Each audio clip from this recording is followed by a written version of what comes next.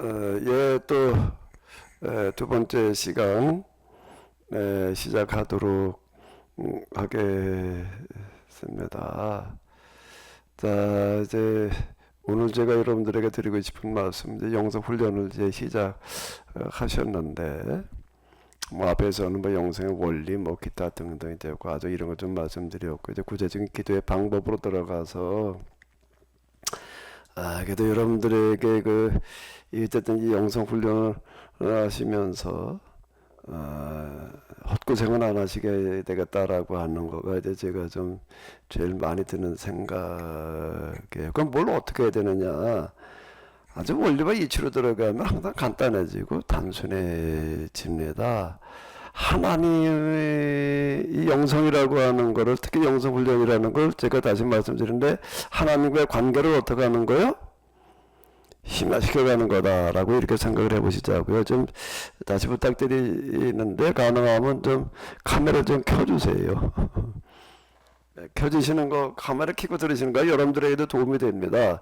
그냥 카메라 끄고 그저 그냥 편한 자세로 이런 거보다 좀 하나 거룩한 부담을 갖는 거가 여러 가지 면에서 다 이렇게 좀 도움이 되니까는요, 가능하면 좀 카메라를 켜주시고 들어주시면은 저하고 좀 이렇게 비록 온라인에 가지고 교감이 일어날 수 있으면은 좋을 것 같습니다. 자, 다시요. 영성훈련이라고 하는 게 이렇게 한번 생각을 해보시자고요. 여러 가지로 정의를 할 수가 있을 텐데, 하나님과 관계를 심화시켜 나가는 거다 라고 할 때, 그러려면 먼저 뭘 알아야 되나? 뭘 먼저 알아야 되죠? 하나님이 어떤 분이시냐는 거를 내가 올바로 알고 있어야 돼요. 하나님을 오해하고 있으면 이게 곤란해지는 얘기가 되는 겁니다. 그럼 하나님과 관계가 심화시켜 줄 수가 없죠, 당연히요. 그럼 하나님은 어떤 분이시냐라고 할 때 영성 훈련과 관계되어져, 특히 기도와 관련되어져 이렇게 놓고 본다면은, 하나님은 정도가 아니면은 하나님과는 통하지 않는다는 거예요. 하나님은 절대로 뇌물에 움직이시는 분이 아니에요. 하나님의 뇌물을 가짜시는 몰라도 진짜 하나님께서는 뭐 성전을 줘놓고 뭐 제사를 성하게 드린다고 해도 마음이 움직이시는 분이 아니거든요. 그러니까 하나님의 뜻에 합당하게 행동하는 거가 하나님의 마음을 움직이는 건데, 하나님의 성전을 잘 줘바쳤다고 하나님께서 흐뭇해 하시겠어요?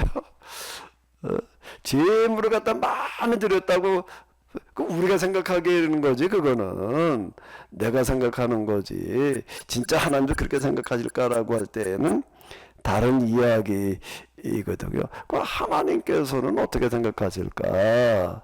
라고 하는 거 우리가 먼저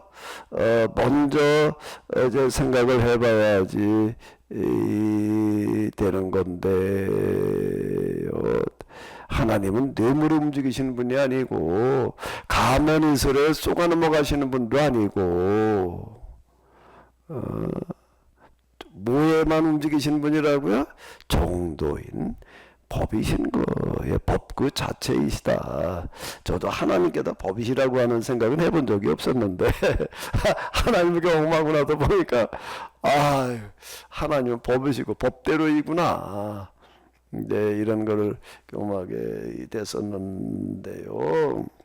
다시요. 그러다 보니까 이제 우리가 뭘 어떻게 해야 되냐라고 할 때, 영성 훈련이라고 하는 건 인간이 할 수 있는 가장 고상한 정신 활동이다.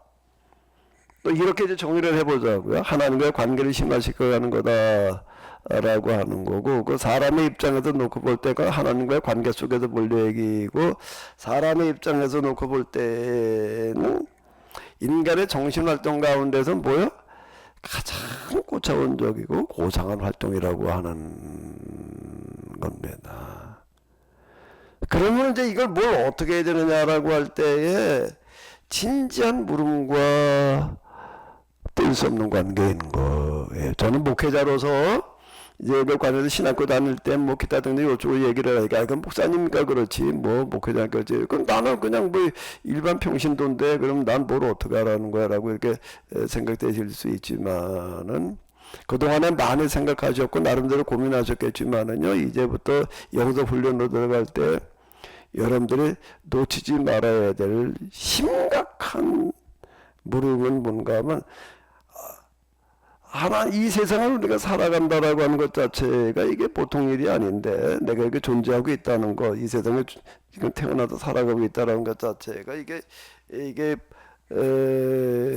나에게 있어서는 뭐 그게 전부 다라고 얘기할 수가 있는데, 이거부터 물어봐야 돼요. 원초적인 물음부터요. 자, 하나님께서 나에게 이 세상을 한번 살아갈 수 있는 기회를 주셨는데, 근데 지금 내가 이러이러한 형편과 환경 가운데 놓여 있는데, 근데 어떻게 해야 된다고요? 제가 목회를 시작을 하면서 과연 하나님께서 이걸 나한테 허락하신 것 같은데, 그럼 도대체 정말로 하나님께 이걸 나에게 허락하셨다면은 도대체 여기서 제가 뭘 해야 되는 겁니까? 하나님께서 목회자마다 다 똑같은 건 아니잖아요. 겉으로 보기엔 비슷하지만은 그래도 다 나름 특징이 있고 그래도 다른데, 도대체 하나님께서 저에게 원하시는 거는 뭡니까? 이제 이거를 진지하게 물었다. 근데 그 기도에 대한 응답으로 여기까지 왔다. 제가 이제 말씀을 드리는데, 그러면 여러분들 똑같은 겁니다. 뭘 물어야 되는 거죠? 원초적인 물음을 물어봐야 돼요. 하나님께서 나로 하여금 이 세상에 이렇게 살게 해서 제가 여기까지 왔는데, 진작에 제가 철들었을 때부터 물어봤어야 될 문제인데, 그동안 제가 이걸 제대로 못하고 여기까지 넘어와 버렸어요. 그래서 이 모양으로 지금 되어져 있습니다. 늦었지만 이제라도 제가 다시 원초적인 물음으로 돌아가서, 앞으로 제가 이 세상에 살아야 될 시간이 아직까지 좀 남아 있는데, 과거에도 제가 진작에 이렇게 원초적인 물음을 묻고 하나님께서 정말로 저에게 원하시는 게 뭔지를 진지하게 묻고, 그리고 여기까지 왔어야 되는데 이걸 제대로 못했습니다. 이걸 철저하게 회개하고 용서를 구하시고. 그런데 이제 지나간 건 지나간 거니 이제 어떻게 이제 뭐 그걸 뭐 다시 내가 돌아가서 또 다시 시작할 수는 없고, 이제부터라도 제가 오늘 이제 4월 2일 이제 영성 수련 내가 일지를 좀 써보려고 하는데, 하나님 제가 이제부터 뭘 어떻게 해야 되는 겁니까? 작년에 문제가 많으니까 이거 이렇게 해주시고 저렇게 해주시고 이것도 해결, 이렇게 얘기하고 싶은 게 너무 많지요. 당연히 많죠. 이렇게 해주시면 좋겠는 거, 그거를 갖다 쏟아놓는 거는 기복이지 기도가 아니라고요. 기복이라고 하는 유혹에서 좀 내가 떨쳐나서, 그런데 뒤에 가가지고 또 이제 처리해들 어떤 그런 문제이기는 하지만은, 이런 제 현실의 상황 속에서 제가 이제 그 문제는 제가 지난번에도 먼저 말씀드렸던 대로 제가 지금 이러이러한 당면한 문제들 가운데 있는데, 쭉 있는 그대로를 다 아뢰고 하나님께 생각하고 있는 거하고 기도로 평소에 그냥 앉아가지고 이런저런 생각 왔다 갔다 하는 거고, 기도 시간은 내가 하나님을 향하여서 직접 말씀드리는 시간이잖아요. 그럼 지금 우리가 부모하고 관계도 똑같은 거예요. 내가 부모 이런저런 생각하고 있던 거 부모님한테 가가지고서 정색하고서 내가 정식 얘기하는 거고 다른 차원의 얘기거든요. 똑같은데 하나님 앞에 우리에 있는 사정과 현실 그대로 아래놓고 나서, 이렇게 됐으면 좋겠고 저렇게 됐으면 좋겠고 그거 얼마든지 이제 그거 이렇게 해달라 저렇게 해달라 그러면 기복으로 가는 거고, 있는 그대로 아래놓고 나서 여기에서 도대체 지금 제가 뭘 어떻게 해야 되는 건지, 하나님께서 저에게 원하시는 게 어떤 건지를 진지하게 한번 여쭤봐요. 진지하게 여쭤보세요. 그러면은 제 경험으로는 틀림없이 이런 기도에는 응답이 된다는 겁니다. 하나님 법이시기 때문에 그런 거예요. 햇빛 가운데 낮에 해가 났을 때 햇빛 가운데 나가게 되면은 누구에게나 햇빛이 비춰요. 의로운 사람한테는 햇빛이 비추고 죄인한테는 햇빛이 비켜가는 게 아니에요. 똑같이 햇빛은 바람은 공기, 이 산소는 주어지는 거지. 산소가 숨을 쉬었는데 의인은 산소 농도가 더 높아지고 죄인은 농도가 낮아지고 그러는 거는 아니거든요. 하나님 법은 똑같은 거예요. 기도에다가 앉아서 기도하는 시간에 이 생각 저 생각 그냥 읽고 있다가 끝나지 말고 진지하게, 이건 내가 좀 노력을 해야지 되는 거예요. 여러분 당연한 문제들 많잖아요. 그거 진지하게 지금 하나님 앞에 가서 아뢰는데 뭐 이 생각 저 생각할 시간이 있나요? 하나님이 진짜 살아계셔서 지금 불꽃 같은 눈으로 나를 지켜보시고 내 기도를 들으신다고 한번 생각을 해봐요. 그 하나님 앞에 지금 내 상황과 형편을 아뢰는데 이 생각 저 생각이 왔다 갔다 하면 되겠어요? 진지하게 그대로 한번 아뢰놓고 그 다음에 제가 여기서 뭘 어떻게 해야 되는 겁니까? 라고 하는 거를, 뭐 어제 얘기를 했으니까 오늘은 뭐 또 얘기할 필요 있나? 이렇게 생각하지 마시고, 진지하게 매번 아래 봐요. 제가 기도를 목회 시작하고 그러다, 뭐 어제 뭐 뭐래 됩니까? 물어도 오늘도 뭐 또 물어? 그렇게 생각하고, 이제 뭐, 그럼 오늘 뭐 해, 그러면. 나 이제, 어제 뭐 기도 할 거 다 했으니까 오늘 나 할 거 없는데, 그 가만히 앉아 이 생각 저 생각 하다가, 똑같이 반복해서 하는 거예요. 하나님, 이제 제가 여기서 뭘 해야 되는 겁니까? 언제까지? 하나님으로부터 응답이 올 때까지. 응답이 올 때까지 진지하게 한번 묻고 기도해 보세요. 기도할 때 이 생각 저 생각 잡생각에 그냥 뭐 시간이 안 가가지고서 아이고 지루해지고 이러는 뭐는 뭔가라고 하게 되면은 기도하고 있는 나의 어떤 그런 자기 점검이 좀 필요할 거예요. 그리고 진지하게 물어보시면 하나님께서 틀림없이 그거에 대해서 응답하신다라고 하는 겁니다. 하나님 앞에서는 작고 큰일이라는 게 없어요. 가장 작고 보잘것없어 보이는 게 가장 큰 거기다 전부신 하나님 앞에, 전능하신 하나님 앞에 크고 작은 문제가 어디 있겠어요. 사람이 그런 거지. 사람이 볼 때 자질구레하고 별거 아닌 것 같은 게 오히려 가장 크게 우리가 무시하는 거가 가장 클 수 있는 거거든요. 자, 그렇게 기도를 하게 되면은 하나님께서 틀림없이 들으신다라고 저는 제 경험으로 말씀을 드릴 수가 있어요. 그걸 한번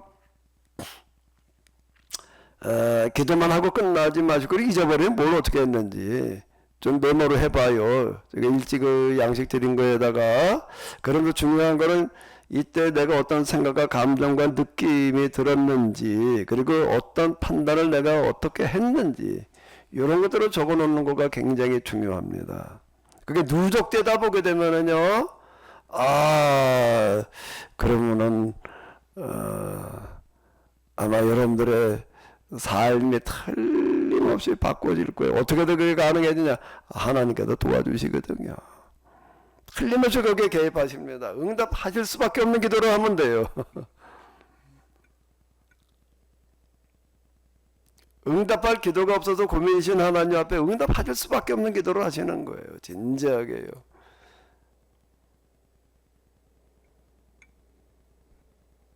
목사님, 잠깐만. 네네네. 예, 말씀하세요. 지금 말씀. 뭐 주저하지 말고 어떤 문제인지 얘기하세요. 괜찮아요. 네네.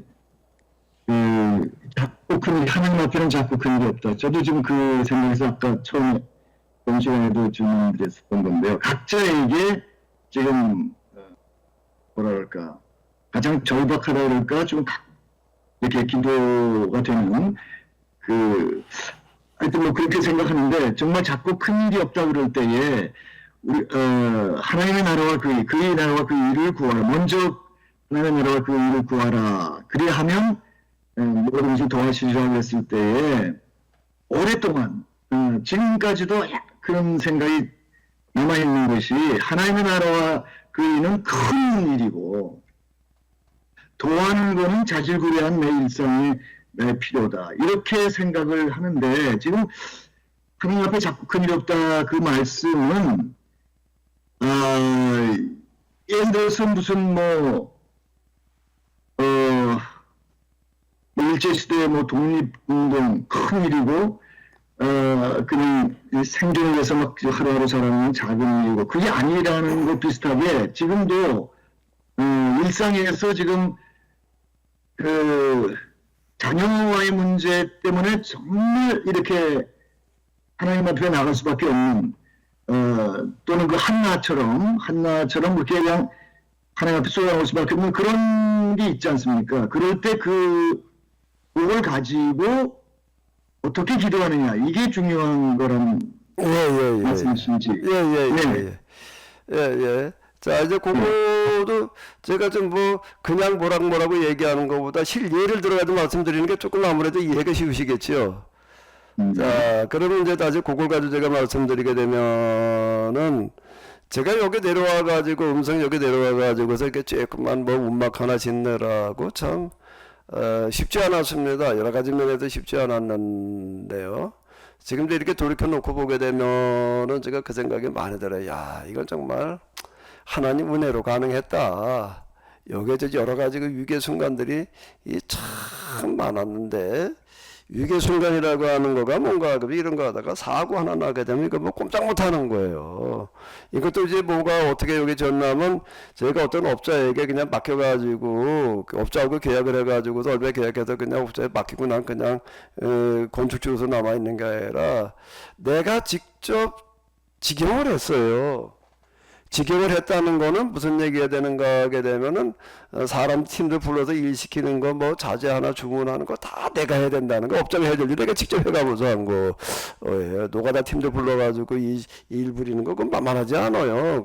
그런 거 하나하나 뭐 내가 직접 다 이제 이렇게 해야 되니까 신경 써야 될 게 참 많은 거예요. 이게 벽돌을 쌓았는데요. 벽돌은 몇 장을 주문할 거냐? 업자한테밖에 없게 업자가 알아서 할 일이지만 이건 내가 해야 되는 거예요. 이게 모자라면 또 실어와야 되는 거예요. 남으면 손해보는 거고, 남으면 반품은 안 되니까. 그러니까 이게 모자리도 않고 남지도 않게 뭐 이거 하나 계산을 다 하고 있으려니까는요, 이게 그때가 조금 그때마다 주문해 올 수 있는 것들도 아니고 운반비가 또 문제가 되니까 이게. 그러니까 이런 것들 하나하나 내가 다 신경을 써야 되는 어떤 이런 거고, 뭐 좀 어려운 문제들이 많았습니다. 근데 이제 언제든가도 한번 지난번 말씀드렸는데 뭘 여기 이제 흑벽돌이랑 뭐 이제 여기 흑벽돌 관련된 걸 이제 주문을 했는데, 흑벽돌로 다 이게 안을 다 이렇게 처리하고 그러다 흑벽돌과 이제 뭐 이런 것들이 이제 이렇게 한꺼번에 이렇게 오는데, 이건 미리 주문을 해야지 되는 거예요. 언제 날짜에 맞춰서 보내달라. 이게 일이라는 거가 이제 팀별로 움직이기 때문에요. 어떤 예를 들어 별도 쌓는 사람들 그러면 이제 어디 가서 쌓다가 며칠 날 끝난다. 그 끝난다 우리로 와라. 그리고 여기 며칠 정도 와서 뭐 얼마 더 쌓아야 된다. 근데 거기 끝나면 여기로 오는 거예요. 이걸 맞춰야 되는 거거든요. 그 사람도 우리 일만 하려고 대기하고 있는 사람들이 아니니까. 그럼 이제 그 날짜에 맞춰가지고 내가 이제 벽돌 관련된 자재를 다 주문을 해 놓는 거예요. 그러니까 그 전날은 최소 도착 때 갖다 놔야지 일이 될 거 아니에요. 더 미리 갖다 놓으면 좋겠지만 또 그것도 쉽지 않고 한 공장이 끝나야지 그 다음 일이 시작되어지는 거지. 이게 다 이게 맞는 거 있다. 그러니까 이제 흑백돌이랑 이제 이게 다시 주문을 했어요. 언제 보내달라. 그러고 난데 이제 변동이 생기는 거게 이런 거 하려면 이제 굉장히 신경 쓰이는 것 중에 하나가 날씨예요. 실내 작업만이 아니니까 실내 작업이 들어가야 되니까 날씨가 이제 비가 오고 뭐 이래나 버리게 되면 아무것도 안 되거든요. 그러니까 이제 날씨를 쭉 봐가지고도 이제 괜찮을 것 같다라고 해서 이제 주문을 했는데, 일기예보라고 하는 거가 중간에 변동이 되잖아요. 이제 별도 도착하기로 한 날 보니까 비가 온다는 거예요. 그 이제 그 전날인가 이제 전화를 가지고 비가 오는데 좀 어떻게 조정할 수 없냐. 그러니까 안 된다는 거예요. 거기서도 왜 그런가 하면 트럭이고 뭐고 다 이미리 이제 벌써 예약을 해놨단 말이에요. 언제 뭐 무슨 트럭 몇 대 와라 뭐 이렇게 이게 한번 뭐 마음대로 바꾸는 게 굉장히 어렵습니다. 어쨌든 이제 흑백돌이나 싣고 오는 날 이제 보니까 이제 아침부터 비가 부질부질 이제 내리는 거예요. 이거 뭐 차가 도착을 해가지고 큰 트럭에다 세 차를 갖다 부려놨는데, 이게 뭐 동네 저기 넓은 공터에다 부려놨는데 어마어마하게 많아요. 비가 내리는데 예보로는 이제 아침에 조금 그 흐리멍텅하다 좀 그러지만 이제 오후에는 꽤 많은 비가 내리더라고요. 그 예보대로 오게 되면 이제 이게 다 버리게 생긴 거예요 지금. 벽돌이니까 뭐 비 맞아 오면 다 버리는 거고, 못 쓰게 되는 거가 문제가 아니라 못 쓰게 된 걸 갖다 치우는 비용은 또 이건 어디다가 다 이거 치워 이거를. 이건 더 심각한 얘기고, 이게 참 곤란한 거예요. 그 뭐 제가 앞에서도 언제 한번 말씀드렸던 것 같은데, 지난번 2박 3일 할 때 내가 말씀을 드렸었나. 자, 이 사람이 이게 참 똥줄이 타더라 말이야. 이렇게 되니까는, 야, 비는 오지. 이걸 뭐, 어떻게, 뭐, 그 넓은 놈을, 그 많은 놈한테 뭐로 덮어놓는다는 것도 만만한 노릇이 아니고, 그 뭘로 덮어, 갑자기 그 많은 거를. 큰 공짜로 하나 꽉 채워놨는데, 그거 뭐 덮어가지고 될 노릇도 아니고, 이거 참, 쉽지 않은 노릇이에요. 그거 어떻게 해야 되나? 기도해야 되지요. 그 기도를 뭐라고 하나? 오 목사님, 뭐라고 기도를 해야 돼?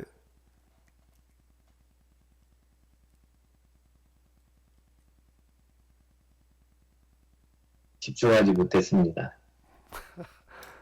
참, 뭐, 기도를 뭐라고 할 거예요? 근데 제가 이런 상황에서 그럼 어떻게 했느냐. 기도를 하지요. 기도를 하는데, 참, 이거 뭐 정말, 답답한 거예요. 그날 또 이제 주문을, 다 맞춰놓은 게 이제 크레인 또 이제 와가지고서 이제 여기, 또 내가 여기 이 큰 차가 뒤 공사 현장에 들어오지를 못하니까 동네 여기다 내려놓고 또 그다음에 내 이제 작은 틀을 또 두어 대 동원해가지고 이제 또 지게차 불러가지고 틀을 날라야 되니까 여기다 또 크레인으로다가 또 받아가지고 또 올려면 1층에다가 뭐 2층에다 다 이제 분산해서 올려놓고 이제 이래야 되는데 비가 오게 되면 아무것도 아니라 나버리게 생긴 거고요. 야, 이거 진짜 똥줄이 타는 거예요, 문자 그대로요. 그럼 나도 기도를 하긴 했어요. 어떻게 기도를 했다고 그랬죠? 기억나시죠? 어떻게 기도를 하는 거예요? 철저하게 회개하는 기도를 하는 거예요. 무슨 기도요? 자, 하나님, 제가 그래도 이게 명색이 목사인데,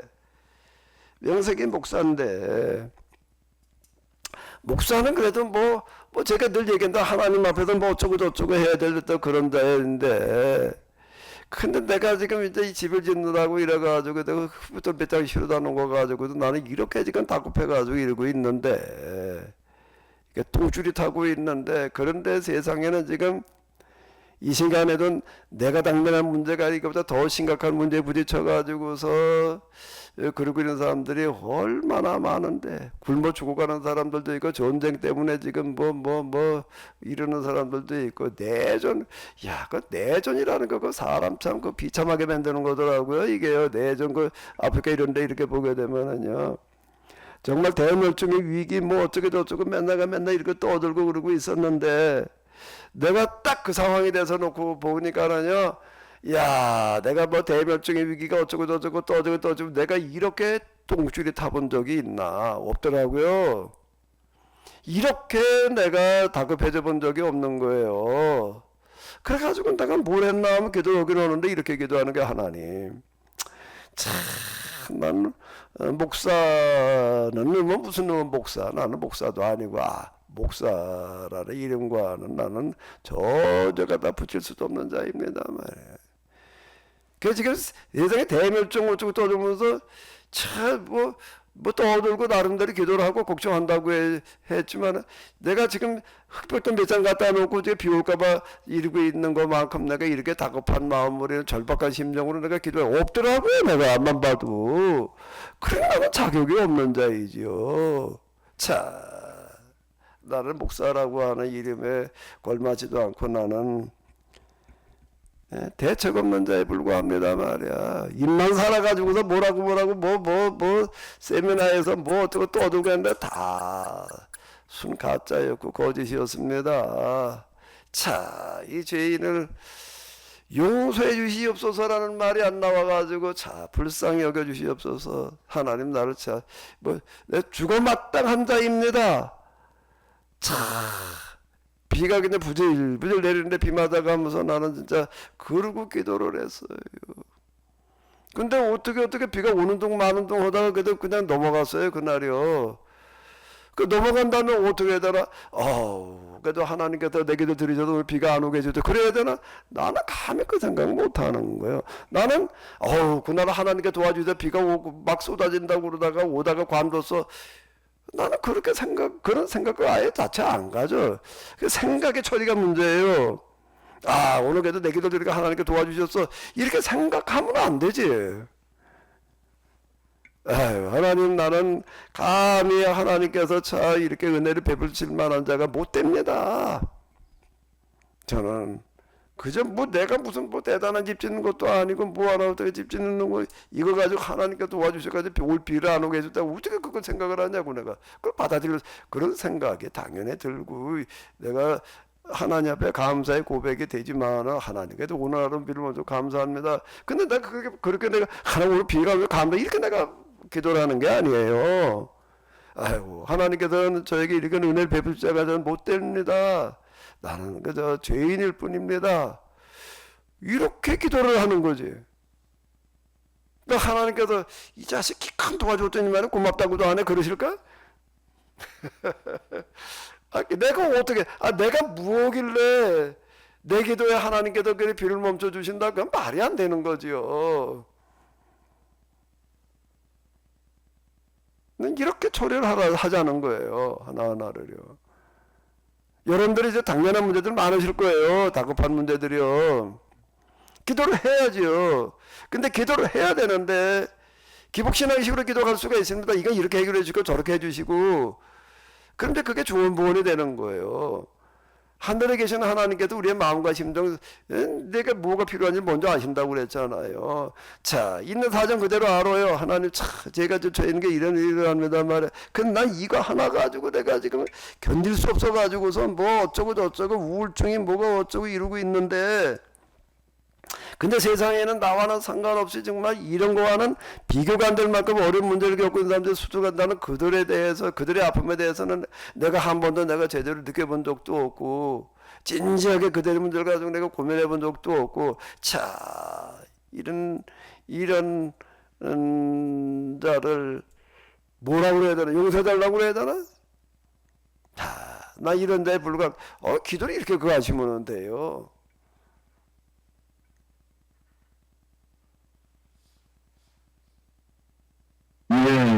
목사님, 당황하겠지만 설명이 너무 정확합니다.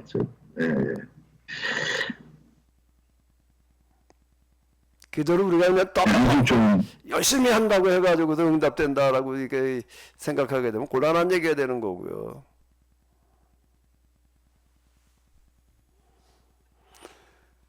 뭐 또 하실 말씀 있으면 또 하셔도 돼요, 장로님.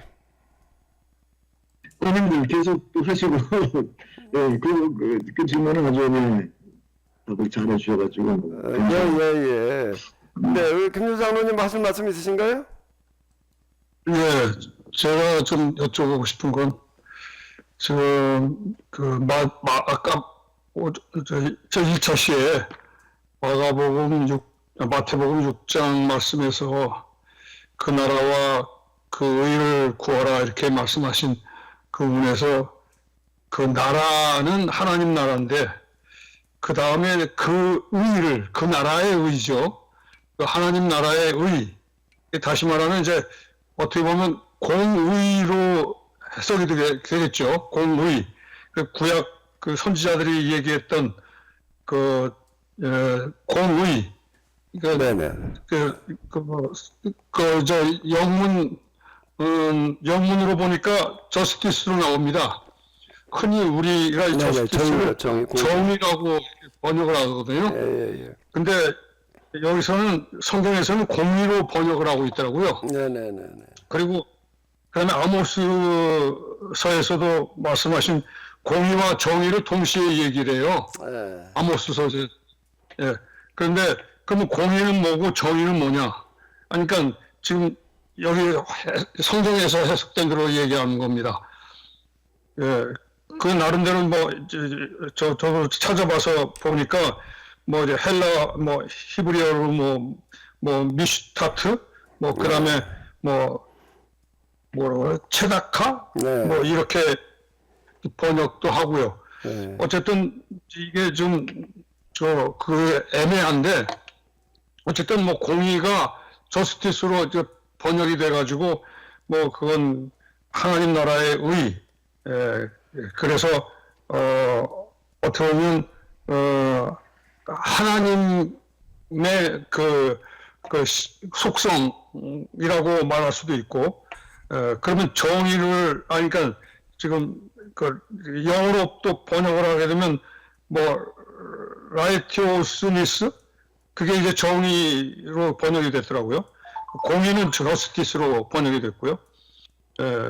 그래서 이제 그렇다면 이제 이러한 그 공의를 구하라고 했다고 한다면 과연 그 공의를 구한다면 나 자신이 그런 정의와 이 공의와 정의로운 삶을 살아야 하는 기본적인 자세가 먼저 구비돼야 하지 않겠냐. 네. 또 얘기를 보면 그 정의로 보면 뭐 바른 마음이라고 하는 번역을 또 했더라고요, 보니까. 네. 이 라이트 오 스미스 그걸 번역을 하면 바른 마음, 양심 뭐 이렇게 얘기해요.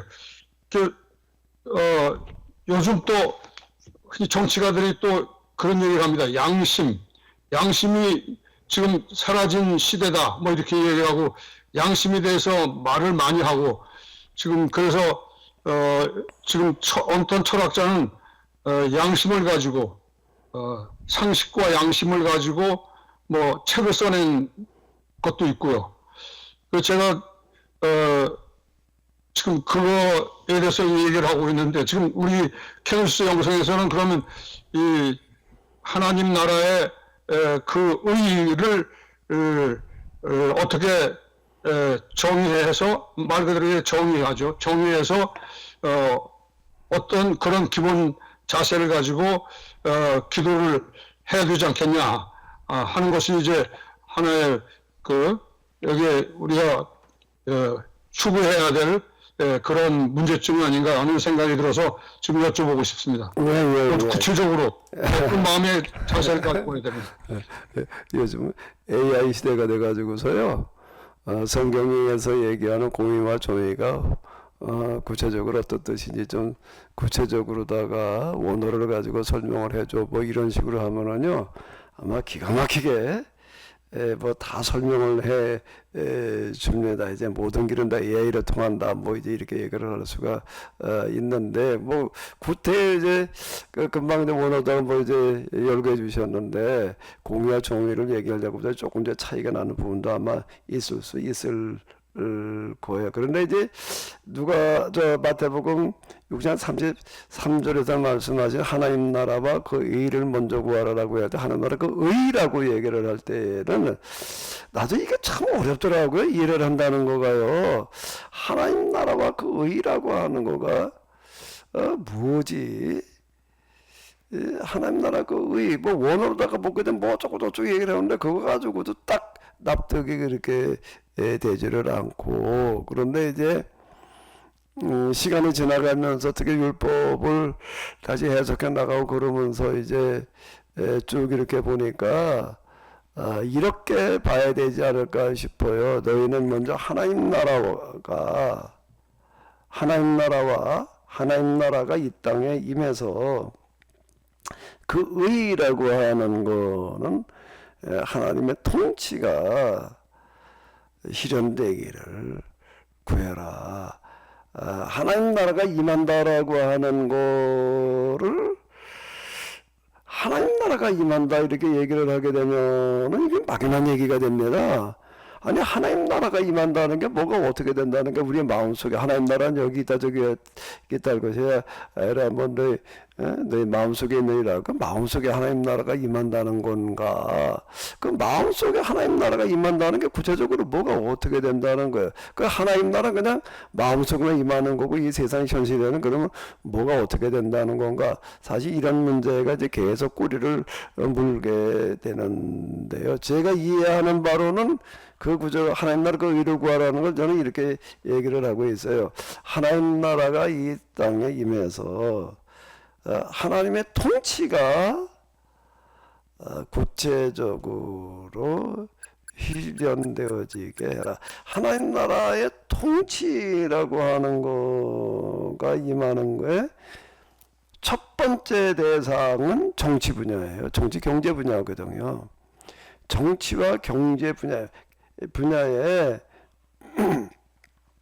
하나님 나라의 통치가 임하게 하라. 정권 가진 사람들은 정권을 가지기 위한 이런 방법으로 하나님의 그 통치가 구현되어지는 거 말고 하나님의 통치가 정치권에도 정치인들을 통해서 실현되어지게 해라. 이제 이렇게 이제 해석을 해야 되지 않을까라고 생각이 되어지는데, 그러면 그렇게 기도한다는 거는 뭘 어떻게 하라는 얘기예요? 그렇게 기도는 그렇다 치고 이제 그렇게 했는데, 그럼 기도하는 나는 이라고 얘기를 할 때에 그때는 이제 하나님 나라가 이 세상 모든 곳에 그 정치 경제 속에 임하는 거는 내가 어떻게 손대보기가 어려운 거예요. 근데 그게 임하기를 간절히 바라면서 나는 내가 할 수 있는 거예요. 내가 할 수 있는 영역에서 실천하는 거죠. 내가 할 수 있는 영역에서 우리가 불의를 묵과하지 않는 것도 그렇고 불의를 묵과하지 않는 거로부터 시작을 해가지고 여러 가지 우리가 사실 많이 있잖아요. 이런 문제들과 내가 직접 부딪히는 거지요. 그걸 마다하지 않는 거예요. 그게 마태복음 1장 33절에서 얘기하는 말씀이 아닐까라고 생각되어지고, 이게 진짜 기도, 이런 우리가 구체적인 삶의 현장 속에서 내가 할 수 있는 공의와 정의, 이런 합쳐놓은 걸 하나님 나라 그 의라고 이제 우리가 이렇게 본다라고 하게 되면 그 실천을 내가 마다하지 않고 거부하지 않고 행하는 거, 그게 진정한 기도가 아닐까. 벌써 그런 생각이 들어요. 장로님 물으신 질문에 답이 되는지 잘 모르겠는데요. 먼저 알겠습니다. 그 질문, 김수장님 질문과 관련해서 지금 답을 지금 하신 게 마다하지 않고 실천을 합니다. 그러시잖아요. 묵과하지 않고, 불의를 묵과하지 않고. 그런데 지금 많은 그 현실 중에 제일 어려운, 제가 보기 어려운 점은 무엇이 옳고 그른지에 대한 그 분명한 판단이, 분별력이 정말 어렵다. 그런 생각이 들거든요. 그렇다면은, 그야말로 진실 또는 정의, 가 지금, 이 구체적인 어떤 현실에서 뭔가에 대한 판단을, 하기가 예전에 비하면은, 예전에 단순했던 일제시대나 우리 한국전쟁 때나 이 해방 후에 막 그렇게 복잡하지만은 어떤 의미에서 조금 단순했던 의와 불의가. 근데 지금 같은 경우는 그게 아주 어려운 때니까 영적 분별력을 가질 수 있도록 기도하고 하나님께 그거를 구하는, 그게 제일 먼저가 아닐까요? 그렇지 않고 내가 잘못 생각해서 실천을 불의를 마다않고 한다 그랬을 때 그게 엉뚱하게 되면 안 되지 않습니까? 예. 그런 게 오히려 좀 어려운 문제가. 제가 이제 계속 말씀드리는 게 기도 응답이라고 하는 거가 하나님께서는 응답하실 만한 기도에 틀림없이 응답을 하시는데, 내가 기대하는 방식으로는 아니다. 내가 이제 이런 말씀을 계속 드려요. 내가 기대하는 방식과 다를 수 있다. 같을 수도 있지만 다른 경우가 대부분일 수 있는데, 그러면은 기도하는 나는 뭘 어떻게 해야 되냐라고 할 때 하나님께서 기도하시는 방식, 응답하시는 방식이 깨달아 알게 하신다 라고 제가 계속 말씀드리는 거거든요. 하나님께서 영감을 주셔가지고 이거다 저거다라고 결론을 내주시는 게 아니라 깨달아 알게 하신다라고 하는 거예요. 그리고 성령이 임한다라고 하는 거는 공부하게 하시되 죽도록 공부하게 하신다. 내가 이제 뭐 가끔가다 그런 표현을 쓰는데, 사실 제가 이거 하나님 경험하고 난 다음에 그 전에 신학교 다닐 때도 좀 흉내냈지만은요, 이야 그거와는 비교가 되지 않을 만큼 씨름했어요. 책들을 가지고서요. 특히 합의례기 쓰느라고 내가 엄청 고생했어요. 야, 그거 어렵더라. 심각 중간기라고 부르는 그 부분 이해하는 거가요. 아이, 거기가 제일 쉽지 않아서 특히 역대기를 이해하는 거, 이런 거 진짜 어려웠었는데 깨달아 알게 하신다. 그리고 바르게 깨달아 알 수 있도록 경험을 시켜주시는 거. 저도 영성체험이라는 거, 그걸 바르게 깨달아 알 수 있는, 이건 내가 뭐 경험이라는 게 내 마음대로 할 수 있는 게 아니잖아요. 공부하는 거 책 가지고 하는 거지만, 그러니까 경험을 하게 하시고, 그 영성 체험이 저한테는 바르게 깨달아 알게 하기 위한 하나님의 방식이었다라고 하는 거고, 그 다음에 이제 깨달아 알게 하신다라고 하는 거에 있어서 마지막 그 판단은 내가 내리는 거거든요. 하나님께서 내주시는 게 아니라, 근데 하나님께 내주신다라고 얘기할 수 있는 부분의 많은 부분은 계약법과 성경 전반 속에 들어있다고요. 그 계약법이라고 하는 거가 이제 적용되어지는 그런 과정이 쭈루루루 있는데, 이제 제가 늘 말씀드린 대로 이렇게 전체 보기 계속 그렇게 얘기를 하는 거예요. 광야에서 이제 40년 이라고 하는 거가 훈련과 교육으로 봐야 된다. 이게 영성 체험인 거예요. 이제 우리 지금 얘기를. 그 다음에 가나안에 들어가서 살던 이야기, 사울 특히 다윗 솔로몬 왕정을 지나면서 잘못 갔던 이야기, 그래도 나라가 망했다가 이제 다시 거기서 또 기사회생하는 그런 이야기, 그러다가 또 망한 이야기, 또 교회사로 넘어와 가지고서 또 이제 로마 제국으로 박해 시대를 이제 잘 그대로 보내다가 밀란 침략 이후에 세상 밖으로 나와 가지고서 잘못된 길로 갔던 이야기, 회교에게 그냥 다 자리를 내줬던 어떤 그런 거 중세기로 접어들면서 어느 그런 시대가 이제 왔던 이런 거, 그 이후 이제 근현대 접어들면서 르네상스 이후에 일어났던 그런 변혁의 과정들 속에서 신앙이 어떻게 흘러왔는가라고 하는 것을 보는 거가 우리가 올바른 판단을 내리는 데에 굉장히 큰 역할을 한다는 거예요. 과거에 그런 예들이 수없이 이제 있었으니까, 그러면서 이제 오늘의 문제를 이제 성경 말씀과 성경 말씀에 적용되어졌던 지나간 역사, 이들을 참고해 가지고 이제 오늘 우리가 당면한 문제에 이제 딱 도달을 해 가지고서 이제 여기서 우리가 판단을 내려야 되겠죠. 근데 이 부분에 있어서 많은 경우에는 아마 같이 진지하게 논의를 해 가지고서 도달해야 될 그런 부분들도 있고, 아마 그거는 요즘 우리가 당면한 이 시국의 문제, 이 대통령 탄핵이라고 하는 거가 박근혜 대통령 때하고는 다른 것 같아. 그때 그렇게 국론이 양분돼 가지고서 뭐 그랬던 게 아닌데, 그 최순실로 말 굳이 농단당했다라고 하다 보니까 그냥 무슨 크게 큰 그런 게 아니었던 것 같은데, 이번에는 이제 이게 어떻게 좌파 우파 이래 가지고서 이제 여기 결부가 돼 가지고서 이게 쉽지 않은 문제에 지금 부딪히고 있는 거예요. 이런 문제라도 이런 것들에 대해서 이제 우리가 어떻게 판단을 내려야 되느냐라고 하는 쉽지 않은 문제에 부딪힐 수는 있는데요. 그런데 우리가 사람이기 때문에 온전한 판단을 다 내릴 수 있다라고 하는 것은 굉장히 어려운 거고, 우리가 할 수 있는 진짜 순수한 마음을 가지고 진지하게 우리가 할 수 있는 데까지 해도 최선을 다해서 이렇게 하다가 보게 되면은요, 잘못된 판단과 선택을 했을 수도 있어요. 그렇게 했음에도 불구하고 진짜 진지하게 기도하면서, 그러면은 그 다음에는 어떻게 하는가, 어떤 일이 벌어지는가, 뭐 어떻게 될까요? 그 다음에는요,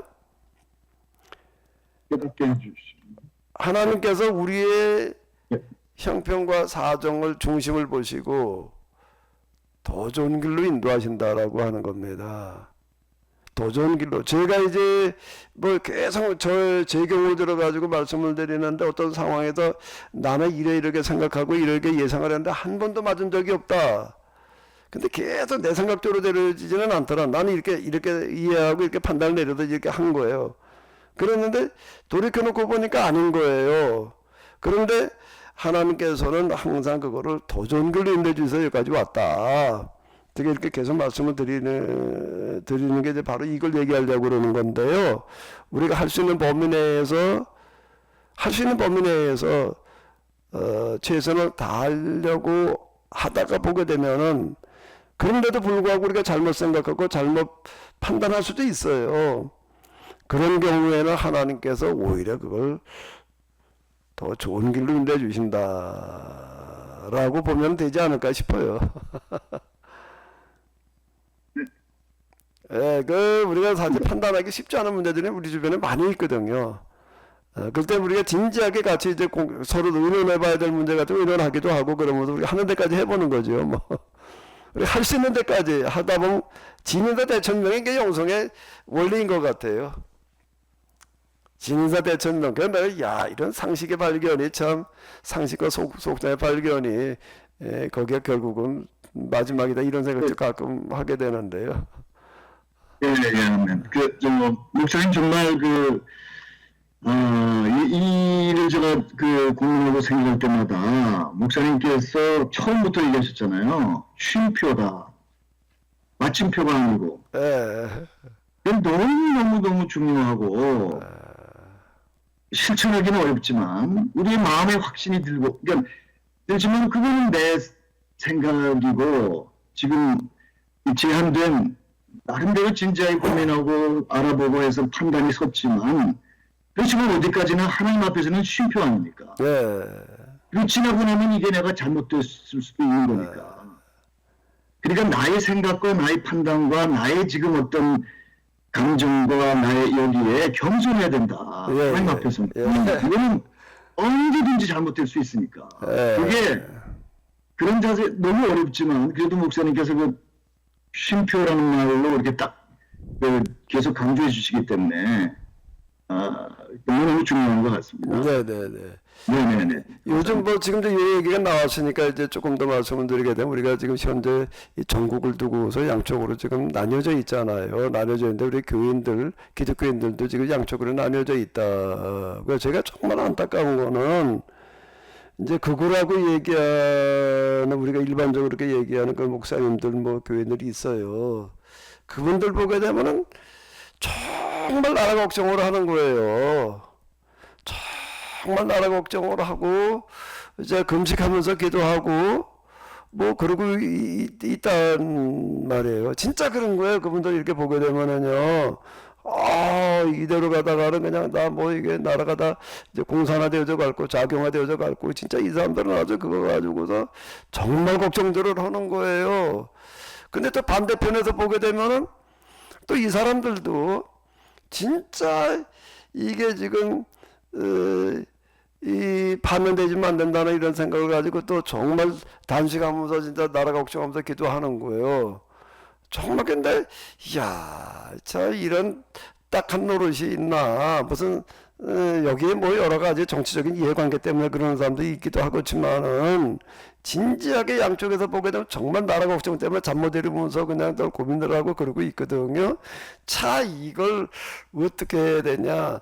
그래서 여기 이제 바른 이해라는 부분이 많이 이제 중요하게, 잘못된 정보와 잘못된 이해 때문에 이제 어쩌면은 이게 참 비극이 불러올 수도 있겠다라고 이제 이렇게 생각이 들고 이제 그러는데요. 이제 쉽지 않은 그런 현실의 문제 우리가 부딪힐 수가 있죠. 그런데 이제 장로님께서 금방 말씀하신 대로 제가 이제 이런 문제 부딪히고 난 다음에 결국은 내가 아무리 못하게 한다라고 하더라도 쉼표지 맞춤표는 아니다. 제가 지금 여러분들에게 뭐 이런저런 얘기하니까 꼭 쉼표로 들어주시면 되겠어요.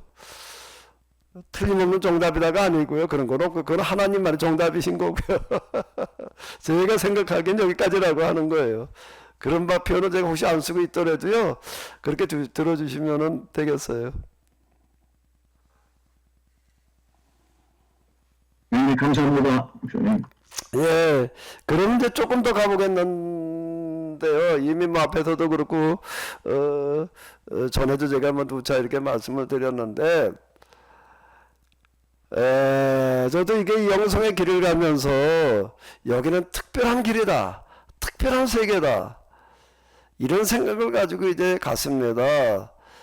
이건 현실에서 경험할 수 없는, 현실에서는 경험은 고사하고 뭐 이건 가늠도 할 수 없는 신비의 세계야. 이제 이러고 가는 거예요. 신비의 세계가 들어가서 이제 특별한 어떤 뭐를 기대하고 이제 이러고 갔는데요. 그게 진짜 실감나는 과정이 있어요. 그게 그 신비 체험이라고 하는 어떤 그런 게 있거든요. 그 신비 체험들 하고 그러면서는, 야, 정말 그 신비한 세계다, 뭐, 특별한 어쩌고 저쩌고 이제 이렇게 생각이 들고, 하는데, 거기서 그 영성 체험이 거기까지였다라고 한다면은, 영성의 세계는 하나님의 세계는 특별한 세계고, 신비한 세계고, 뭐, 이제 이렇게 얘기를 했을 거예요, 저도. 근데 거기다 좀 더 가가지고,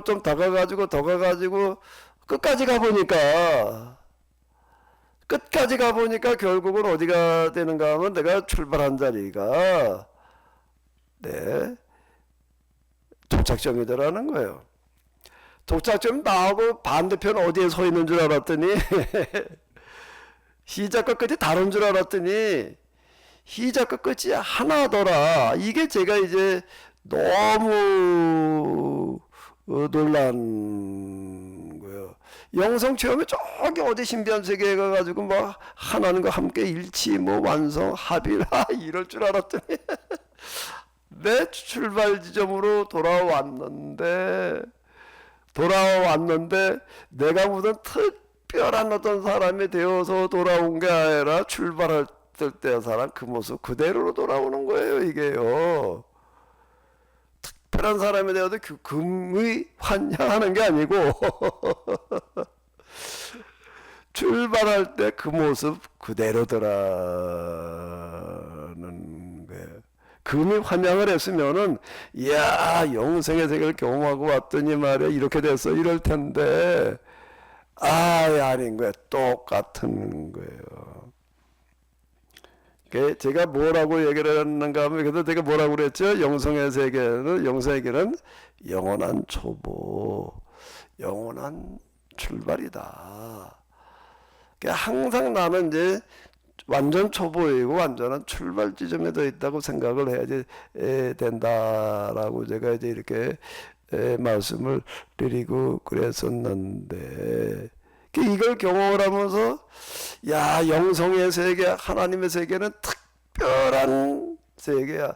특별한 법이 지배를 해라고 기대를 했는데, 이 과정을 쭉 거쳐가지고 내 출발점으로 돌아와가지고 이렇게 보니까 뭔가 하게 되면은 영생의 세계나 물질의 세계나 같은 법이 지배를 한다, 같은 원리가, 이게 너무 충격이었어요.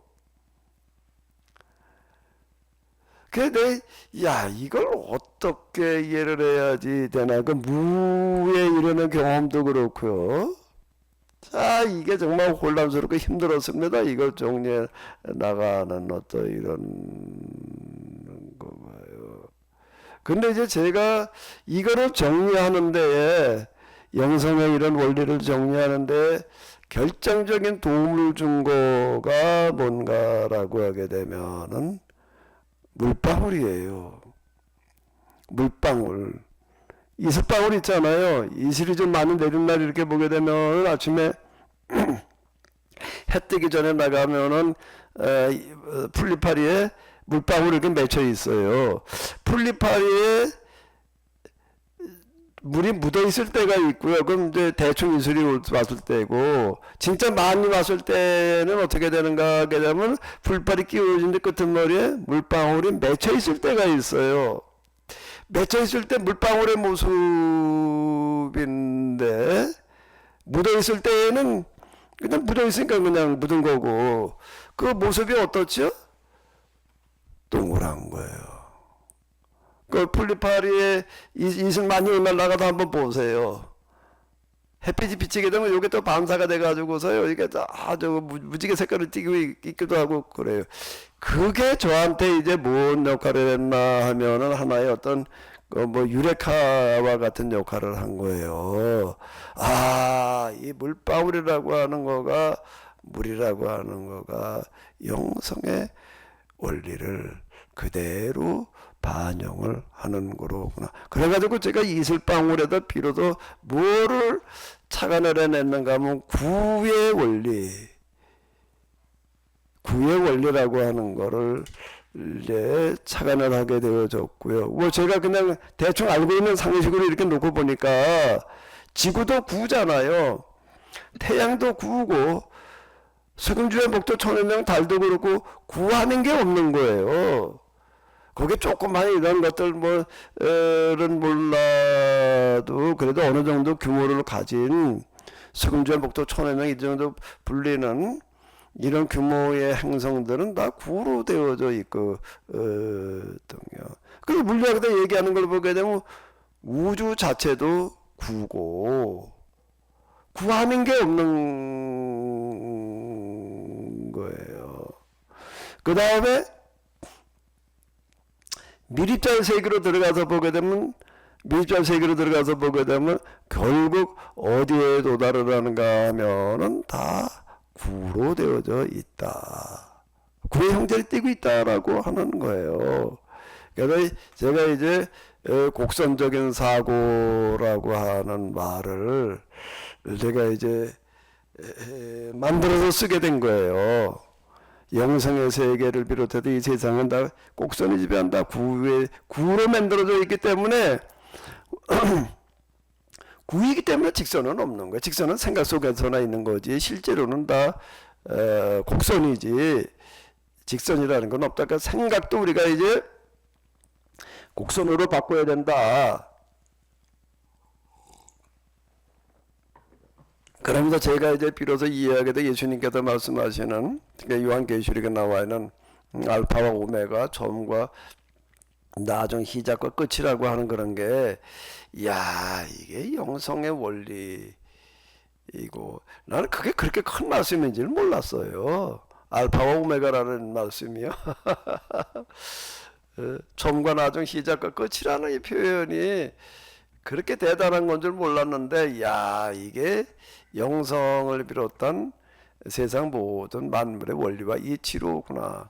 근데 어떻게 영성의 세계와 물질의 세계가, 물성의 세계가 같은 원리가 있냐라고 할 때, 이게 같은 하나님으로부터 나왔기 때문에 그렇게 봐야 되더라고요. 이제 이런 결론에 도달하게 됐는데요. 그러면은 이제 우리가 기도를 한다. 이제 또 영성 훈련을 한다는 거는 뭘 하는 걸까요?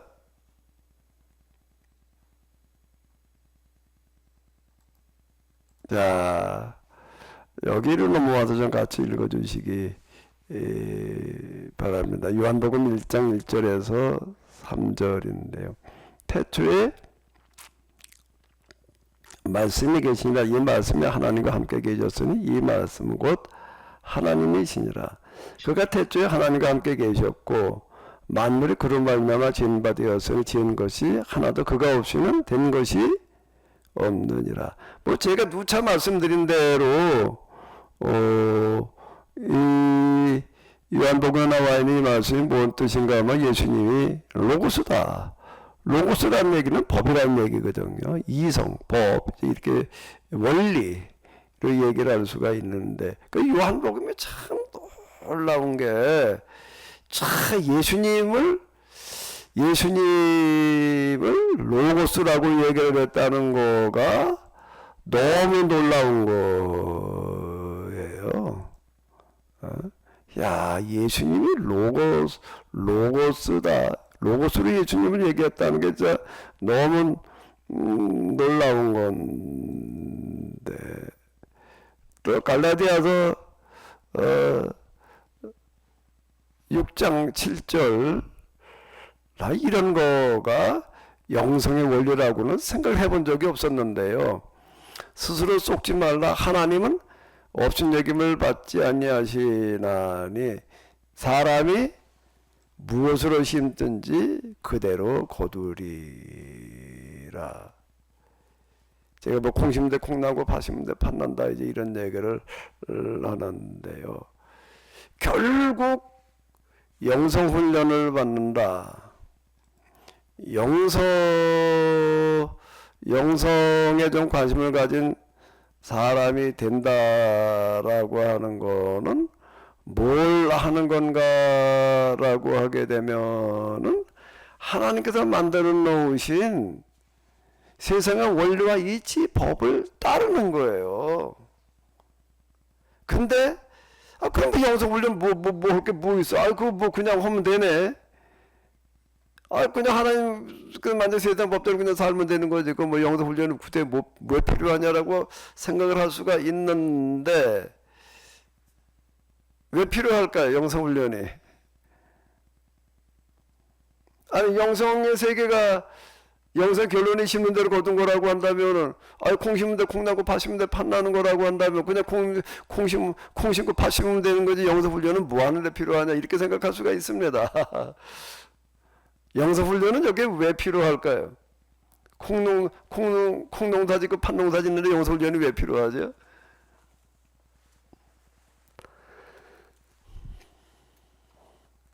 어디 당신도 한 말씀 해봐.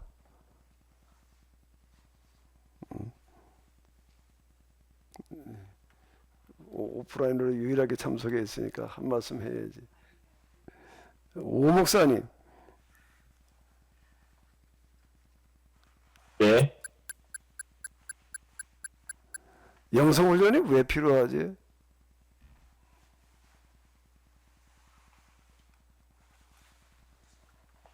긴 껍데기로 안 가려고요. 이 타락한 인간의 본성 속에는요.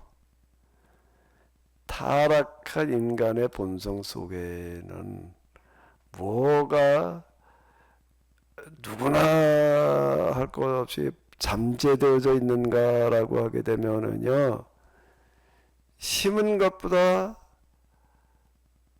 거두는 게 더 많아지기를 그리고 심지 않아도 그냥 거두어질 수 있기를 기대하고 바라는 마음에 지배를 받고 있어요. 누구나 그렇습니다. 이거는요. 예를 들자면 내가 지금 어떤 어려운 문제에 봉착했는데 하나님께 개입하다 특별하게 그냥 해결해 주시기를 기대하는 거예요. 기도하는 사람들은요. 그걸 기대하며 기도하는 겁니다. 응답을 기대하면서 특별하게 해결해 주시기를 기대하며 기도하는 거예요. 이렇게 기도를 해라. 이러면 하나님께서 틀림없이 응답해 주신다. 이래 놓으면 사람들 기도 열심히 하기가 쉬워요. 결국 나오나 간증을 시키는 거예요. 돌아가면 이제 무슨 문제를 가지고 어떻게 기도했다. 하나님께서 어떻게 기적적인 방법으로 뭐 은혜를 주셨단 말이야. 해결해 주셨다. 그럼 그 기대감을 가지고도 열심히 기도하는 겁니다. 저도 가만히 돌이켜놓고 보기도 의심하고 난 다음에 그 기도 좀 하려고 그랬었는데 다들 가만히 나중에 돌이켜놓고 보니까 그 기도를 한 거더라. 나는 순수하게 어떻게 개인적인 욕심을 기도하지 않는다라고 그랬지만 결국에 가서는 그런 거였어요. 제가 이제 그 초기에 이제 가지고 열심히 한번 응답 받으려고 난 기도를 했었는가 하게 돼. 저희 아버님 이제 70이 넘으셔서 이제 집에 이렇게 계실 텐데 그 동네에 이제 그 혼자 사는 할아버지가 한 분이 있었어요. 그래서 그 할아버지가 제 아버지하고 이제 저 가까워지셔가지고 제 집에 자주 이게 놀러 오세요. 그 이제 뭐 혼자 사시고 계시니까 이제 저희가 또 식사할 때면 같이 식사도 하고 가시고 뭐 이제 그러는데 그 이제 저희 아버지하고 이제 가까우시니까 이제 자주 오시더라고요. 그 제 아버지 또 연세가 많이 혼자 계시게 적적하실 것 같고 그래가지고 제가 더 단순하게 이렇게 생각을 하고 그 할아버지 그 할아버지 제 아버지한테 이렇게 얘기를 했어요. 아이 그 맨날 그 따로 사시면서 왔다 갔다 하느니 그냥 우리 아버지 그 방에 혼자 계셨으니까 같이 계시라고 그러면 그것도 좋을 것 같다고.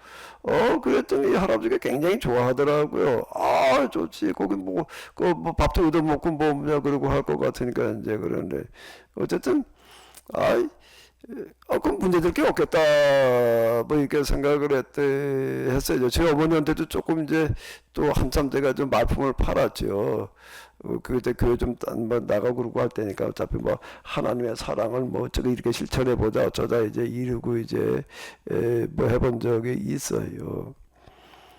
이제 그러면서 제가 이제 그때 저 기도한 게 있습니다. 그 동네 가만히 따져보니까는 그런 비슷한 노인들이 꽤 있더라고요. 그래서 제가 작정 기도를 했어요. 작정 기도를 하는데 하나님 저게 이 가만히 이제 내가 또 예산을 따져봤어. 이 사람들을 갖다가 조금 어떻게 해주려면은 얼마나 돈이 들어가야 되나. 그래가지고 하나님 이러이러한데 청구서를 낸 거예요. 이제 하나님한테 청구서를 내고 하나님께서 이거를 이 돈을 어떤 방식으로 허락해 주시면 제가 이렇게 해보겠습니다. 그리고 아무한테도 얘기를 하지 않고 혼자만 이제 열심히 기도를 했어요. 이제 몇 달 작정을 해놓고 진짜 아침 저녁으로 열심히 기도를 했는데 어떻게 됐을까요?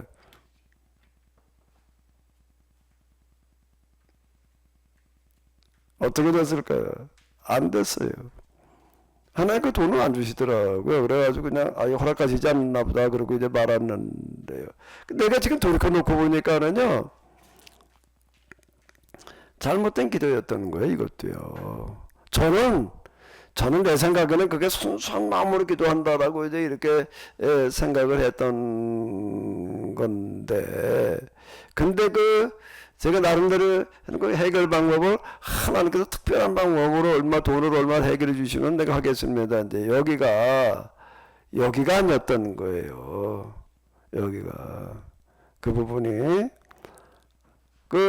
그럼 어떻게 했어야 되느냐라고 한다면은 구체적인 방법을 이제 생각을 해보면서 제가 이제 저는 과정을 여기까지 오는데 저도 제 나름대로 좀 기도에 대한 씨름과 곡절이 좀 있었는데요. 뭐가 내가 해야 될 일인가 하게 되면 이런 문제 앞에서 지금 여기서 내가 할 수 있는 일은 뭔가, 어디까지 할 수 있는가, 이거를 생각하고 그 문제가 진짜 중요하다라고 느껴지게 되면은 그 문제를 위해서 내가 무슨 일을 어디까지 할 수 있는가라고 하는 걸 생각해 보고 그걸 하는 거예요. 그러니까 내가 이렇게 얘기를 합니다. 우리가 할 수 있는 데까지 하다 보게 되면은 그 나머지는 하나님께서 하신다라는 얘기가 이래서 제가 하는 얘기예요. 그러니까 기도라고 하는 거는 이제 어떻게 하나님께서 특별한 방법으로 해결해 주시기를 위해서 기도하는 거는 기복으로 들어가는 거고, 이런 문제가 지금 부딪혀 있는데 있는 그대로를 내가 하나님 앞에 아뢰고, 여기도 제가 뭘 어떻게 해야 됩니까? 라고 하는 거를 기도하면서 현실적으로 내가 해결할 수 있도록 움직이는 거예요.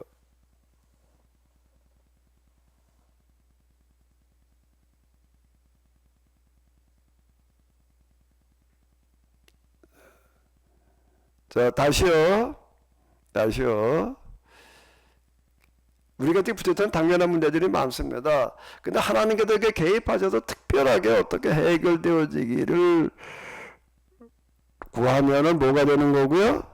기복이 되는 거고, 기복이 되는, 기도라고 하는 거는요, 제가 이러이러한데 하나님 이거를 어떻게 해야 될지요. 나로 하여금 이걸 해결할 수 있는 방법을 알게 하시고,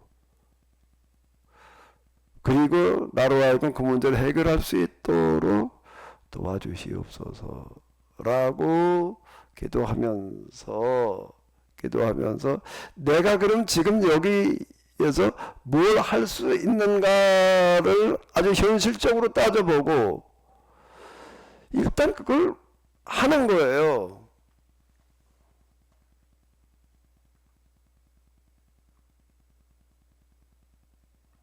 자, 예를 들자면 이제 사람이 살다 보게 되면은 어떤 그 사람이 살아간다는 게 사회적인 동물이 돼가지고 사람과의 관계 속에서 살아가잖아요. 나 혼자 우리가 그래서 뭐 나 홀로 뭐 독야 총총 이루고 있을 수는 없으니까 사람은 같이 있다 보게 되면은 이게 저기 뭐야 나하고 잘 맞듯이 맞는 사람도 있지만 아닌 사람들이 훨씬 더 많아요.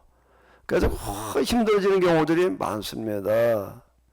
자, 이럴 경우에 이게 어떻게 우리가 이 문제를 가지고 이제 처리를 해 나가야 될까라는 걸 가지고 한번 생각을 해보자고. 이게 우리가 기도와 부딪혀가지고 당장 부딪힌 그런 이제 문제들 중에 하나일 거예요.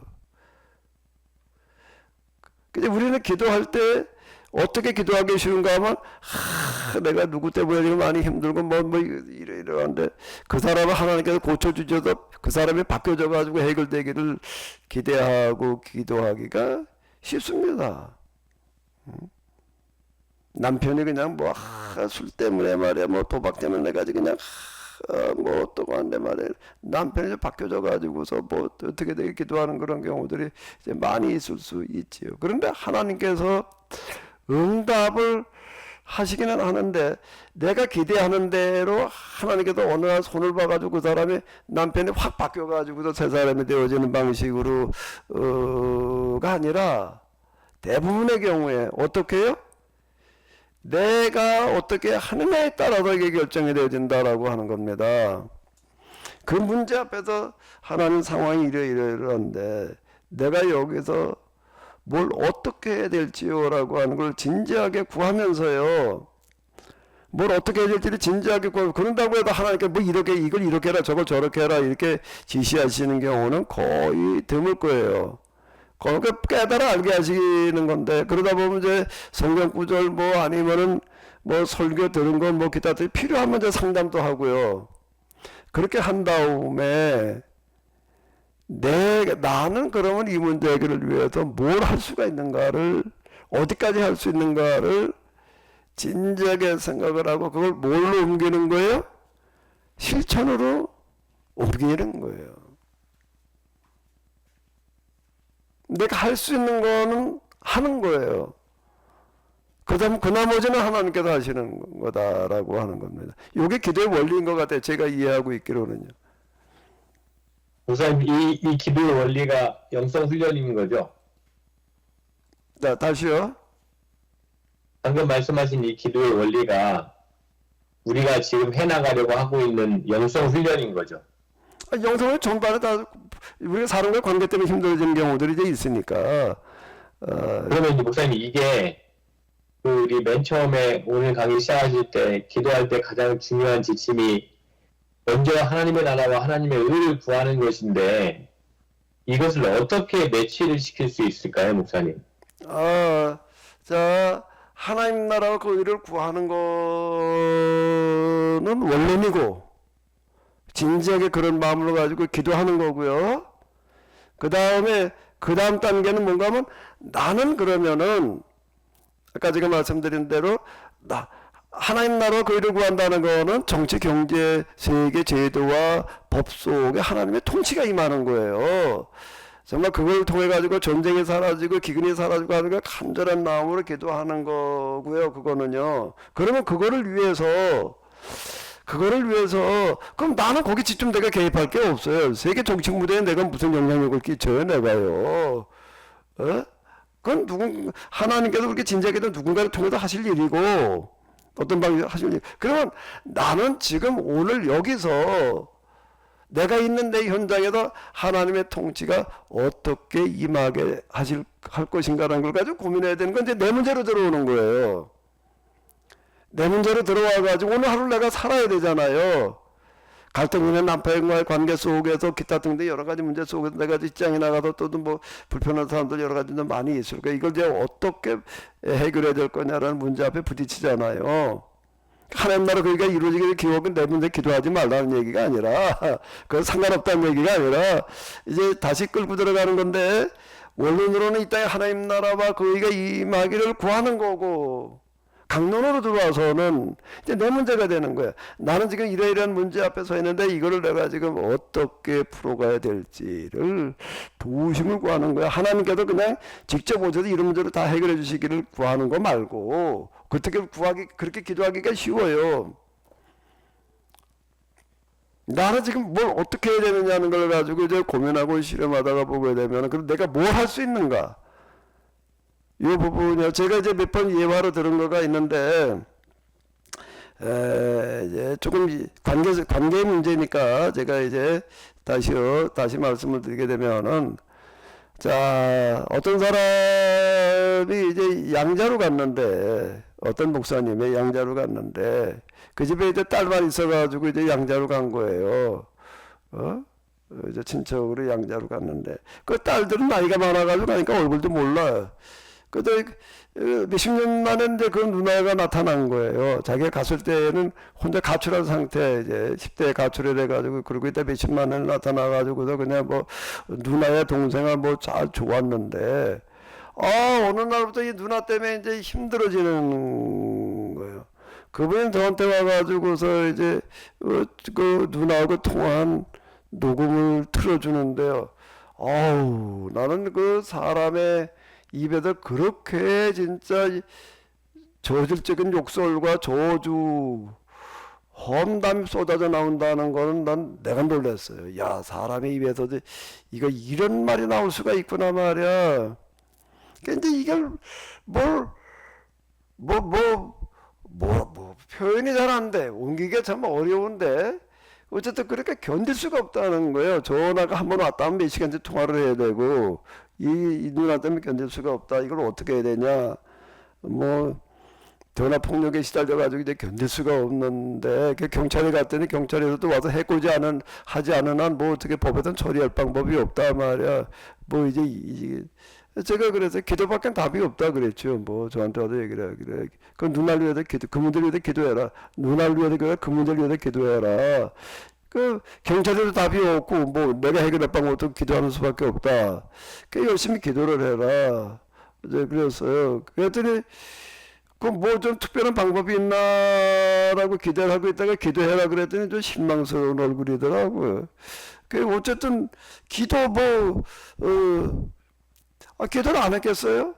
전도 그지 기도 많이 기도해도 기도는 뭐가 달라지냐 이제 이런 식인데 제가 얘기를 했어요. 기도할 때 그 누나가 뭐 생각이 바뀌어서 뭐가 어떻게 돼서 누나가 바뀌어주기를 위해서 기도하지를 말고 기도를 바꿔라 그랬어요. 그 누나를 위해서 기도를 해라. 누나가 변화되기를 그래서 너 힘들게 하지 않기를 위해서 기도하지 말고 그건 응답이 안 된다. 그건 누나를 위해서 기도해라. 진지하게 군나라를 생각하면서 기도하다 보게 되면은 틀림없이 무슨 일이 일어나나 하게 되면 그 누나가 그렇게밖에 할 수 없는 그런 현실들이 가슴에 와닿아가지고 불쌍해질 거다. 그 누나가 불쌍해지기 시작할 거다. 그러면서 해결이 되어져 나간다. 내가 이제 이렇게 한마디를 했어요. 그랬더니 이제 얼마 있다가 진짜 또 왔더라고요. 또 와서 얘기를 하는데 목사님 얘기한 대로 기도를 해가지고 해결이 됐다는 거예요. 그 어떻게 해결이 되냐, 이렇게 목사님 말씀대로 정말 가서 기도하다 보니까 그전에는 그냥, 아유, 이 누나가 좀 나타나가지고 왜 나를 이렇게 힘들게 하냐, 이거 좀 어떻게 해결이 돼야지, 해결 좀 해주세요, 이런 기도를 했는데, 그 누나를 위해서 기도를 하다 보니까, 야, 그 누나가 10대 후반에 가출을 해가지고 험한 세상 나가가지고 뭐 사창가 여기저기 굴러댕기다가 그냥 이러다가 지금 돌아왔는데, 참 누나가 저렇게 살아갈 수밖에 없었던, 저렇게 될 수밖에 없었던 그 과정들이 너무 가슴 아프게 느껴지고 견딜 수가 없어지더라. 누나가 그냥 불쌍해서 견딜 수가 없어지더라. 아, 이래가지고 어떻게 했나 하면 그전에 누나한테 전화 올까봐 그냥 아주 그냥 그러고 했는데, 전화를 했대. 누나도 전화를 먼저 했대. 전화가 누나가 놀람도 받아. 야, 네가 웬일 나한테 전화를 다 하냐 그랬대. 아, 누나, 내가 그래서 곰곰이 기도하면서 생각해 보니까 내가 그동안 누나한테 잘못한 게 너무 많아, 이렇게 말을 했다는 거예요. 내가 정말 누나한테 잘못한 게 너무 많아가지고 누나 한번 좀 만나, 내가 좀 용서 좀 빌어야 되겠어, 이렇게 말을 했다는 거예요. 그때 누나가 그 전화를 듣고서는 아무 말을 못 하더라는 거예요. 저는 끊지는 않았는데 아무 소리를 안 하더라는 거예요. 그러니까 누나 언제 한번 만나, 내가 좀 갈게. 그랬더니 그 누나가 한참 있다가 뭐라 그러는, 내가 널 왜 만나, 나 싫어. 그리고 그냥 또 딱 끊더라. 그리고 그 다음에는 아무 연락이 없더라. 뭐 이제 이렇게 얘기를 하는데, 자, 기도 응답이라고 하는 부분이 내가 기대하는 거대로는 아닌 경우가 많아요. 하나님의 방식대로 하는 건데, 관계의 문제라고 하는 거 하나하나 해결해 나갈 때에는 그 문제를 가지고 기도하다가 보게 되면은 대부분 남편과의 관계는 못 기도하는데, 그전 남편 때문에 누구 때문에 내가 힘들어라고 하던 거가 반대로 되어지는 겁니다. 아, 나 때문이구나. 내 안에도 나 때문에 내가 지금 남편이 힘들게 하는 거, 이렇게 반대로 되는 거예요. 특히 관계 문제의 해결 방법의 원리는 이건 것 같습니다. 근데 그거를 어떻게 실천하느냐, 이게 쉽지를 않죠. 그러니까 여기에 이제 기도가 필요한 거지요. 기도하다 보기도 하나님께서 그런 마음과 힘은 도와주실 거예요. 근데 난 아무리 기도해도 하나님 도와주시지 않던데 라고 얘기할 수가 있습니다. 하나님께서 상황을 보시고서 이제 인도하시는데, 그때는 아까 말씀드린 대로 기도하면서 어떻게 하라고요? 나는 뭘 할 수가 있을까? 어디까지 할 수가 있을까를 생각을 하고 그걸 어떻게 하는 거예요? 실천으로 옮기는 겁니다. 그게 기도의 원리인 것 같아요. 요거는 이제 사람과의 관계의 문제고, 우리가 부딪힌 문제가 관계 문제는 아니잖아요. 경제적인 문제도 있고 뭐 사업의 문제도 있고 여러 가지가 많이 있잖아요. 똑같은 원리로 접근해 들어가면 될 것 같아요. 원리가 중요하니까.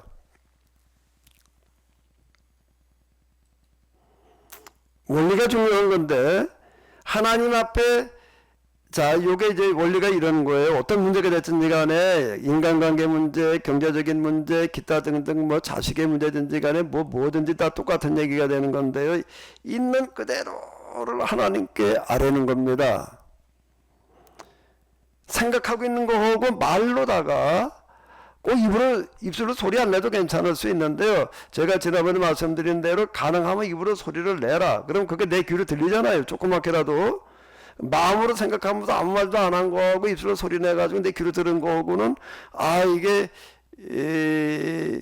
효과가 다른 게, 기도에 특별한 능력이 있다는 얘기는 내 안에 나타나는 변화에 있어서 이게 얘기가 달라요. 그게 가능하면 내 귀에 들릴 수 있게끔 조그맣게라도 이렇게 구체적으로 얘기를 해보세요.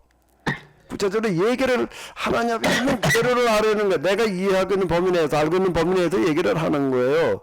근데 얘기를 하다가 보게 되면은 하나님께서도 물론 들으시지만은요, 그게 진지하게 하나님을 의식하면서 하나님 면전에 이렇게 기도한다라고 하는 거는 뭐가 돼? 어떤 일이 일어나는 걸까요? 그거요. 내가 그 문제에 대해서 하나님 앞에서 객관화시켜 놓고 진지하게 다시 생각해 보는 기회가 오는 거예요. 근데 여기서 정리가 되는 거예요. 기도하면서 정리되는 부분이 있어요. 이 부분이 중요한 겁니다. 그래가지고 이 문제에 대해서 그런데 그 다음에 내가 지금 여기서 뭘 어떻게 할 수 있을까? 이렇게 이제 묻고 들어가는 거예요.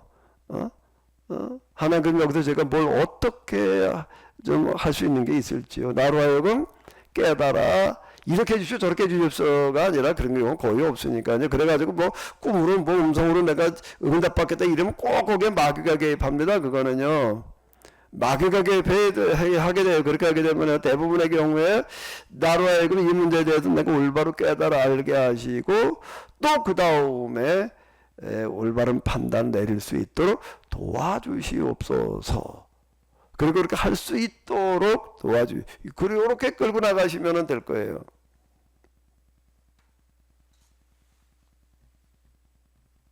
제가 어떤 여기까지 오면서 이해하고 있는 교대의 원리와 이치라고 생각되어져요. 그러다 보게 되면 여러분들 마음속에 이제 아마 와닿는 게 어떤 것들이 있을 거거든요. 그거를 저 일지에다가 좀 이렇게 하나하나 써내려가면서 하시면 스스로 또 일지도 한번 쓰는 거가 여러분들에게 또 그 문제를 객관화시켜가지고 정리하는 시간이 돼요. 그게요.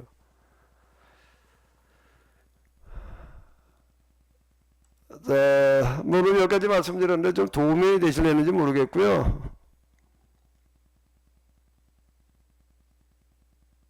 뭐 좀 하실 수 있는 말씀 있으시면 좀 하십시오.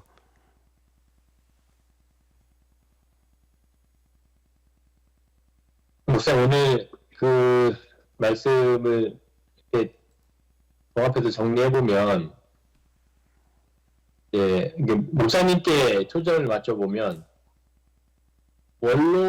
목사님에게 있어서 원론도 너희는 먼저 그의 나라와 그의 의를 구하고 그 다음에 이 모든 것을 너희에게 더하시리라는 것이 목사님께는 가장 큰 원론이었고 그 다음에 그 하위로 강론으로 해서 그러면은 내가 할 수 있는 것이 무엇이냐라는 것에 대한 고민을 하시면서 그리고 진지한 물음을 하시면서 찾은 것이 교회가 죽어가는 문제. 이 죽어가는 교회 문제를 어떻게 하면 방법을 찾을 수 있을까? 그런데 내가 할 수 있는 유일한 것은 하나님께 기도하는 것이었고 그리고 그 기도하는 와중에서도 하나님 제가 무엇을 어떻게 해야 됩니까? 라는 그런 진지한 기도와 물음 가운데에서 결국에는 하나님을 만나는 면전 체험까지 갔다. 뭐 이렇게 연결을 해도 될까요? 예, 그건 이제 제가 이제 목회자로서 이제 부딪혔던 어떤 이런 거고요. 제가 부딪혔던 어떤 이런 거를 이제 그렇게 저는 끌고 나갔던 거고, 이제 목회자가 아니시는 분들도 목회자라고 하더라도 저하고는 또 상황이 완전히 다 다르잖아요. 다르신데 이제 여기 뭐 우리 목회자들보다는 일반 이제 우리 교인들이 더 많으시니까 원로는 하나님 나라와 거기가 이 땅에 실현되어지기를 간절히 바라는 마음, 그 마음을 가지고 우리가 하나님 앞에 지금 전쟁의 종식이라든지 기타 등등 이제 이런 것들이 이제 해결되기를 간절히 바라는 그 기도가 꼭 필요한 거고요. 강론을 그럼 나는 이걸 위해서 뭘 할까라고 할 때 내가 지금 현재 당면에 있는 일과 문제 속에서 하나님의 통치가 임하기를 구해보는 거예요. 딴 걸 가지고 하지 말고. 그래서 제가 그 일지 가운데 기도 제목을 쓰라는 얘기가 그 얘기거든요. 당면한 걸, 그런 걸 쓰라는 얘기가, 내가 당면은 문제가 있잖아요. 남편과의 문제, 아내와의 문제, 또 가족과의 뭐 자녀의 문제라든지 기타 등등, 또 경제적인 문제, 사업의 문제, 뭐 기타 등등 여러 가지 또 질병의 문제도 있을 수 있고요. 그런데 그런 거 문제 앞에서, 그러면 이 문제 앞에서 이 문제에 하나님의 통치라고 하는 거가 무슨 온 세상을 지배하는 정치 권력과 경제의 구조, 그 나라의 제도와 법 속에만 통치가 임하는 게 아니니까 내가 지금 당면한 문제 속에도 하나님의 통치가 임해야 되는 거잖아요. 이 문제가 그냥 내가 혼자 그대 끙끙거리고 씨름하고 고민하는 걸로는 끝나지 않고 여기에 하나님의 뜻이 실현되어 줄 수 있도록을 위해서 이렇게 기도하는데 그 방식을 이제 제가 이 지금까지 말씀드린 방식대로 끌고 나가라는 거지요. 그 영성 수련의 구체적인 수련 과제가 뭔가 하면 내가 지금 당면한 일이에요. 그걸 가지고 영성 수련을 하라는 거예요. 목회는 목회. 근데 그 목회가 그냥 막연한 목회만을 위한 목회가 아닌 하나님 나라와 거기가 이루어지기를 바라는 그런 심정에서 그럼 나는 이 목회 현장에서 이 땅에 하나님 나라가 임하게 하기 위해서 뭘 어떻게 내가 실험해야 될 것인가. 이제 이걸 가지고 고민하는 건 목회자의 얘기고 교인들은 아니잖아요. 물론 속해 있는 교회에서 내가 어떤 역할을 해야 될 거니까 그건 당연히 이제 또 실험하면서 고민해야 될 문제고 그 다음에 당면한 문제가 훨씬 더 이제 비중이 크단 말이에요. 사업과 직장, 가정, 뭐 기타들 질병 문제 여러 가지 이제 경제적인 문제들이 있는데 그걸 가지고 영성 수련의 과제를 끌고 들어가시라는 거죠.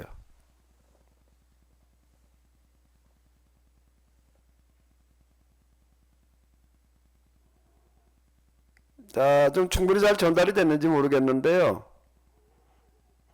자, 그 요런 것들을 이제 염두에 두시면서 이제 일지도 그렇고 일지 뭐 그동안 남들 쓰셨지만은요.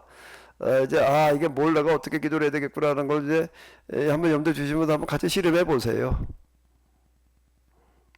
예, 수련이라고 하는 거가 영성 수련이라는 거가 영적인 내 지금 현재 부딪힌 문제를 해결해 나가는 거 같이 돼.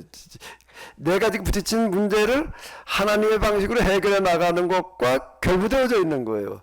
그건 내 성격이나 습관적으로 고쳐질 부분도 있고 뭐 여러 가지가 있으니까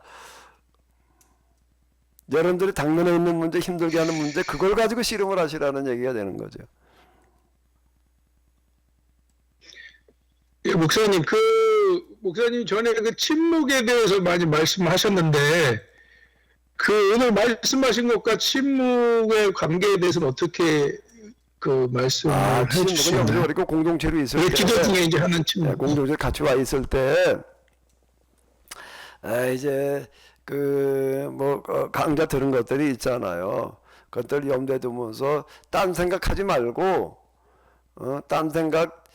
하지 말고 그 부분을 좀 집중적으로 음미해라.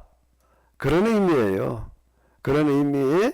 사람들 같이 있다 보면 이런저런 얘기하다 보게 되면 그냥 그거 가지고 얘기하다 시간 다 가고 이제 이렇게 되잖아요. 그러니까 집중력을 분산시키지 말고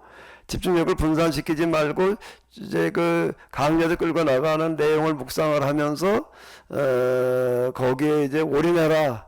이제 그런 측면에서 이제 침묵을 얘기를 했던 거죠.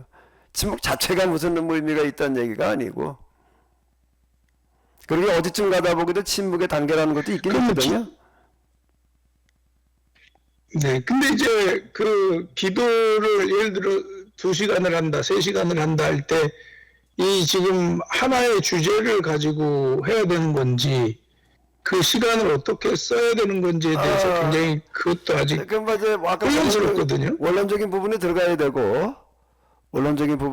되고 근데 강론에 와가지고서는 내가 저 당면의 문제가 있고 또 그날마다 또 다르잖아요. 오늘 해야 될 중요한 일들이 있을 수 있단 말이에요. 그런 문제를 이제 곰곰이 예를 들어서 내가 오늘 이제 무슨 일을 해야 된다. 아침에 이제 새벽에 이제 기도하면서요. 그걸 가지고 하나님 앞에 그대로 아뢰는 거야. 하나님 제가 오늘 뭐 이러이러한 일들이 있는데 이러이러합니다. 그러면서 오늘 내가 어떻게 여기다 처신하는 거가 과연 하나님의 뜻에 부합한 것인지 올바로 깨달아 알 수 있도록 도와주시옵소서. 올바로 판단해. 그러고서 꼼꼼히 생각하다가 보게 되면 나름대로 드는 생각이 있을 거예요. 하나님께 이래라 저래라 말씀해 주시는 분이 아니라 스스로 깨달아 알도록 인도해 가시니까 이제 그때 느낌, 생각 이런 것들이 과연 내가 올바로 생각하는 거가 맞나? 이런 감정 처리의 부분이 이렇게 내가 이걸 내가 그대로 받아들여야 되나 말아야 되나, 뭐, 화가 치밀어 오를 수도 있고, 기분이 나빠질 수도 있고, 뭐, 여러 가지 이제 감정이 이제 왔다 갔다 하니까 이제, 그거 처리하는 걸 이제 곰곰이 생각해 보는 거예요. 그리고 또 이제, 그 다음에, 이제, 오늘 내가 이 문제 이래야 되겠다라고 이제 마지막 판단을 내리고, 그 다음에 행동으로 가야 될 거 아니에요. 이거를 그러니까 하루 일과에 관련되어진 모든 것들을 영성 수련으로 끌고 가라는 거예요. 그렇기 때문에 이거는 나는 뭐 직장 때문에 사업 때문에 시간이 없어서 바빠서 안 된다 이렇게 할 수 있는 게 없어요. 이런 방식으로 가게 되면 누구나 그 일을 가지고 영성 수련을 하는 거니까 단지 이제 일정 시간 동안 기도 시간을 좀 할애하고 또 그것도조차 어렵다면 틈틈이 뭐 토막토막 시간은 좀 나잖아요. 전철을 탔다든지 뭐를 했다든지 그 시간 동안을 그냥 이런저런 그저 잡담으로 잡생각으로 왔다 갔다 하지 말고 내가 당면에 있는 문제들을 염두에 두면서 진지하게 기도하는 걸로 그걸 끌고 들어가라는 얘기가 되는 거죠. 근데 그거는 또 일지로도 한번 정리를 해봐요. 일지는 뭘 써야 되느냐 이제 요걸 정리해 들어가라는 얘기예요.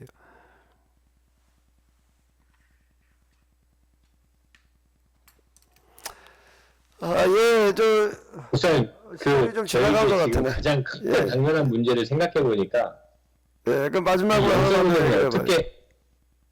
영성 훈련을 어떻게 해가느냐가 가장 크게 당면한 문제 같거든요.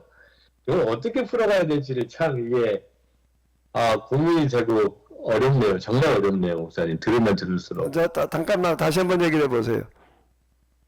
저에게 요즘 기도의 가장 큰 당면한 문제는 이 영성 훈련을 어떻게 해가느냐가 가장 큰 당면의 문제예요.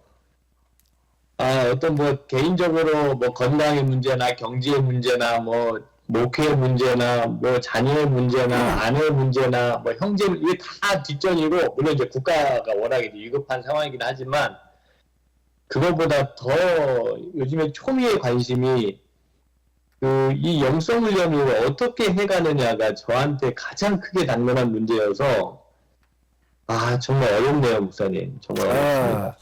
자, 영성 훈련을 위한 영성이 아닌,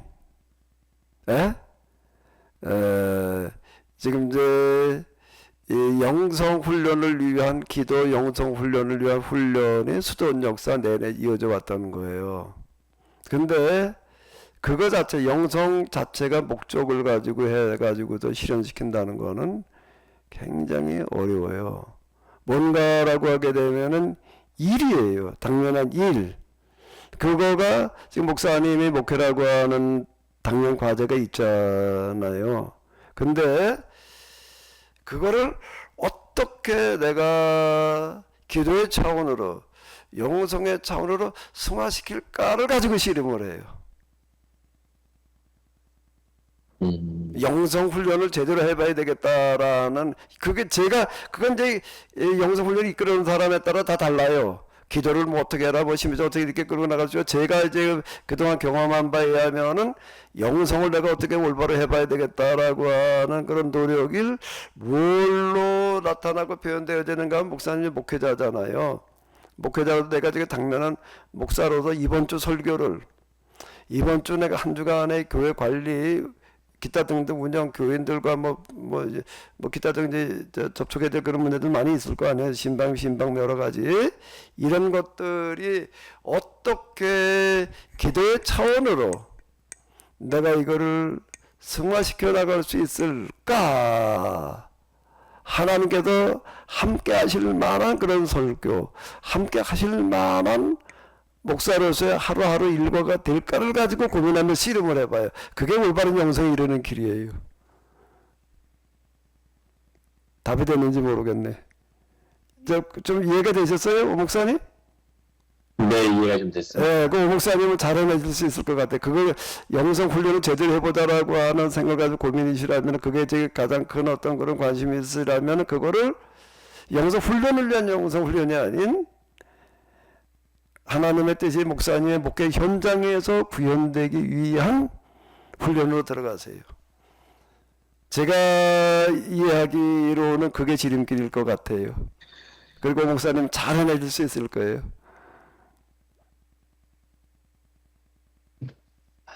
가르친 대로 일단 또 한 주간 또 해보겠습니다. 예. 갈수록 어려워진다라고 생각하시는데요. 목사님 그런 고민하시는 걸 보면 잘 하실 수 있을 거예요. 예. 시간이 됐기 때문에 아무래도 좀 맞춰야 될 것 같고요. 2시간 네, 수고 많으셨습니다. 네.